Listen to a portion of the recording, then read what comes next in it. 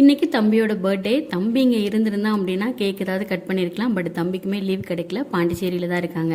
அதுக்காக நம்மளும் அப்படியே விட்டுட முடியாதுன்னு சொல்லிட்டு கேசரி மட்டும் கிண்டிட்டு டியூஷன் குட்டீஸ்க்கெல்லாம் கொடுத்துட்டு அப்படியே நானும் ஈவினிங் போல் கோயிலுக்கு போயிட்டு தம்பி பேரில் ஒரு அர்ச்சனையும் பண்ணிவிட்டு வீட்டுக்கு வந்துட்டேன்.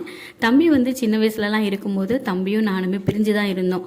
அவன் ஒரு ஹாஸ்டலில் படித்தான், நான் ஒரு ஹாஸ்டலில் படித்தேன். மேக்ஸிமம் 2 பேரும் பார்த்துக்கிற டைமே ரொம்ப கம்மி தான். அந்த டைமில் தீபாவளி, பொங்கல், பர்த்டே இந்த மாதிரிலாம் பெருசாக செலிப்ரேட் பண்ணி ஞாபகமே இல்லை. பட் இப்போ கல்யாணத்துக்கு அப்புறமா நம்ம பிடிச்ச மாதிரி லைஃப்பில் இருக்கும், ஆனால் வேலை காரணமாக பிரிஞ்சிருக்கிற மாதிரி இருக்குது. ஆக மொத்தம் எல்லாமே நமக்கு பிடிச்ச மாதிரி சில நேரங்களில் நடக்கிறது இல்லை இல்லையா? இருந்தாலும் அவங்களுக்காக நம்ம சில விஷயங்களை அட்ஜஸ்ட் பண்ணி தான் ஆகணும். ஈவினிங் வீட்டில் சாமி கும்பிட்டுட்டு கையோட நைட்டு டின்னருக்கு கோதுமை தோசை தான் ஊற்றிருந்தேன். கோதுமை தோசைக்கு மதியம் வச்சுருந்த சாம்பார் கொஞ்சம் இருந்தது. அதை சாப்பிட்டு முடிச்சுட்டு போன வாரம் ஊருக்கு போயிட்டு வந்திருந்தோம் இல்லையா, சமயபுரம் போயிட்டு வந்திருந்தோம்ல, அந்த பிரசாதம்லாம் எல்லாருக்கும் கொடுக்க வேண்டிய வேலை இருந்தது. எல்லாத்தையும் கொடுத்து முடிச்சுட்டு காலையில் கருப்பு கவுனி அரிசி கஞ்சிக்கும் ஊற போட்டு தூங்கியாச்சு.